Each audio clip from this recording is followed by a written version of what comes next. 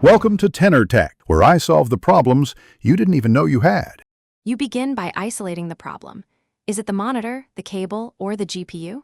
First, swap to a known good HDMI or DisplayPort cable and test with another computer. Once done, power both monitor and PC fully off, unplug for 30 seconds, then reconnect to clear transient faults. Make sure connectors are fully seated and inspect for bent pins. If lines persist, note whether they appear during BIOS or only in the OS to guide the next steps. Once you know the lines appear only in the operating system, address drivers and settings. Boot into safe mode. If lines vanish, uninstall and reinstall the GPU driver or try a known stable driver version. Then change refresh rate and resolution to recommended values. Some lines come from mismatched timings. Next, use the monitor's on-screen menu to run built-in diagnostics and perform a factory reset.